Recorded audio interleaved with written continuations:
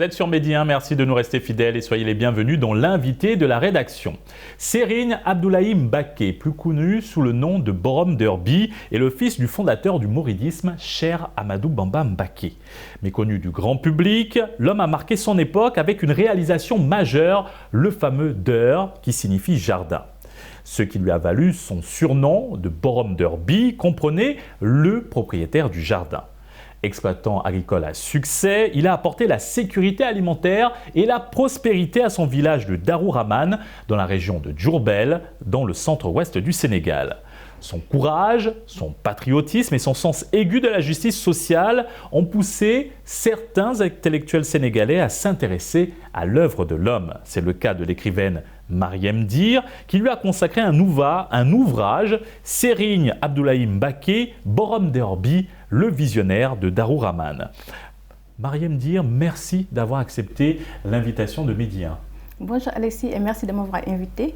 Parlons de ce livre. Dites-nous, au-delà d'abord d'être le fils du guide religieux, du fondateur du mouridisme, une confrérie soufie du Sénégal, qui était l'homme, Serigne Abdoulaye Mbacké, Borom Derby. Serigne Abdoulaye Mbacké Borom Derby peut être décrit comme un exploitant agricole à succès, un travailleur acharné.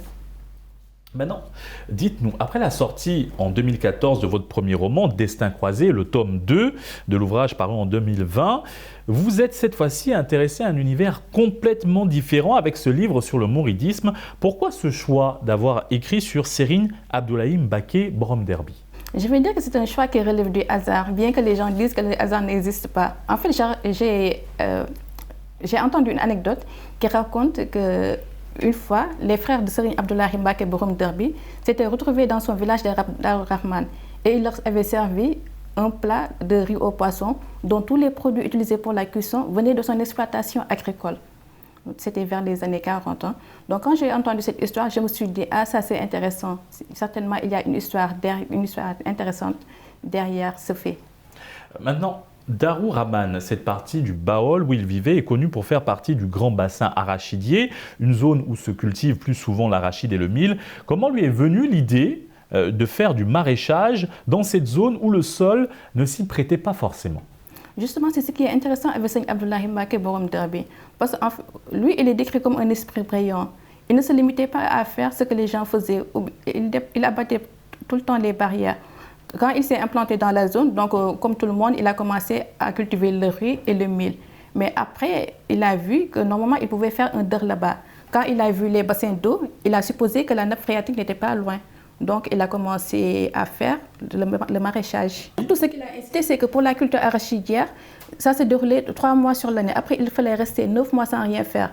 Et lui, il a vu que ce n'était pas du tout intéressant ni profitable. Donc, c'est là que lui est venue l'idée de faire du maraîchage.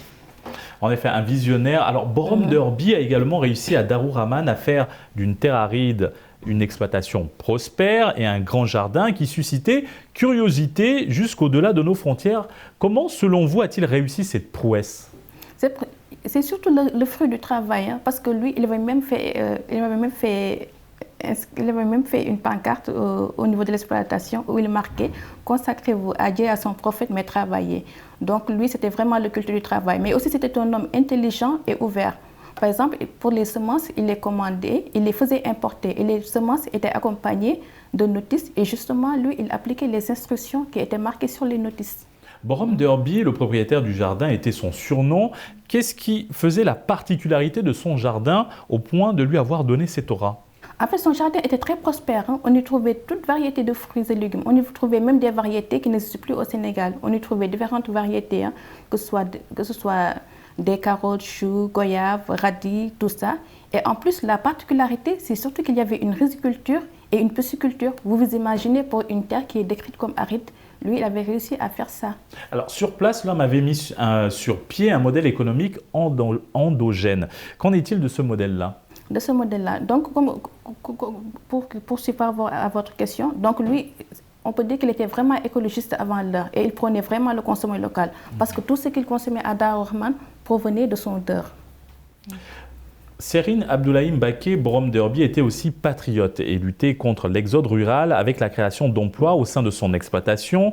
Ne faudrait-il pas aujourd'hui présenter ce genre d'homme comme modèle à la jeune génération particulièrement au Sénégal? Bien sûr, et c'est pour ça que je me suis intéressée à lui, parce que lui, je le considère comme un modèle économique, une philosophie, bien sûr, à s'approprier. Par exemple, lui, il essayait de fixer les gens à Darou Rahman. Parfois, il y avait des gens qui venaient lui dire qu'il partait à Dakar.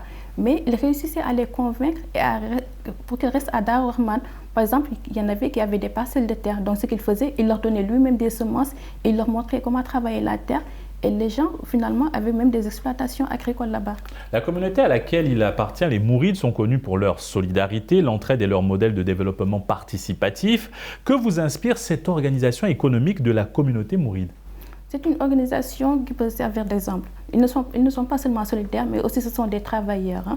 Par exemple, et pour le modèle de solidarité, c'est surtout le but, c'est surtout d'être indépendant financièrement. Par exemple, et c'est un enseignement de Cheikh Ahmadou Bamba, parce que lui, quand il a voulu construire la mosquée, il demandait aux mourides de s'organiser pour cotiser 140 francs. À l'époque, ça avait plus de valeur que maintenant. Et ça, c'était pour qu'ils soient indépendants, pour qu'ils puissent prendre leurs décisions eux-mêmes.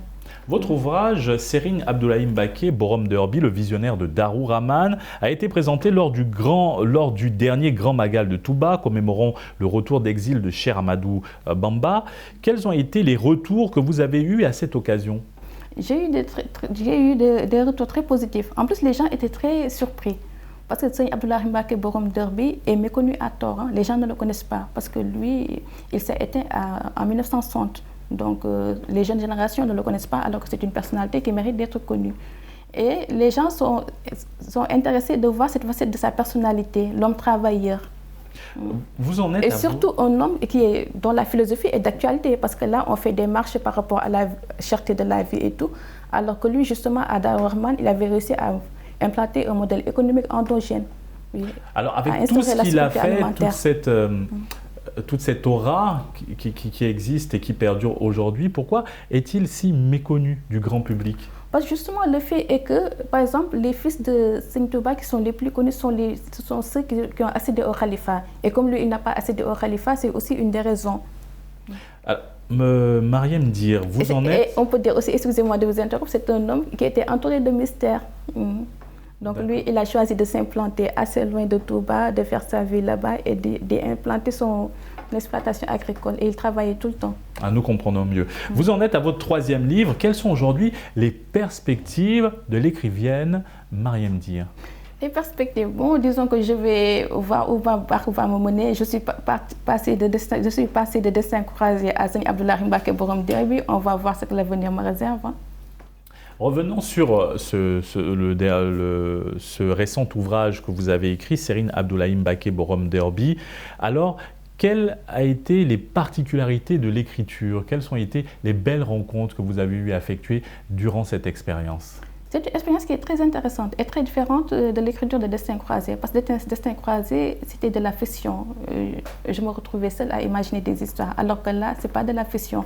Il fallait faire des recherches. Donc, je suis partie à Touba, à Darou Rahman, le fief de Serigne Abdoulaye, pour faire des recherches. J'ai fait des rencontres très intéressantes. Il y a des gens que j'ai interviewés et qui ont connu Serigne Abdoulaye Mbacké Borom Derby, des gens qui étaient dans son exploitation avec lui. Donc c'était très intéressant d'échanger avec eux. Alors vous vous êtes rendu à Touba pour avoir plus d'informations pour écrire votre ouvrage. Comment vous a-t-on accueilli sur place lorsque vous êtes venu et vous leur avez dit que vous vous intéressez donc à Serigne Abdoulaye Mbacké et que vous voudrez écrire un livre sur lui? Les gens étaient très surpris parce que d'habitude Serigne Abdoulaye Mbacké, il n'est pas très connu. Donc quand il voit quelqu'un qui débarque, une intellectuelle qui débarque et qui leur pose des questions sur lui, ça les surprend. Mais ils étaient agréablement surpris. J'étais très bien accueillie. Donc je faisais des séances de travail où je rencontrais des gens et ils me parlaient de leur expérience avec Serigne Abdoulaye Mbacké Borom Derby. Et ce que je voyais surtout, c'était leur affection pour leur guide religieux.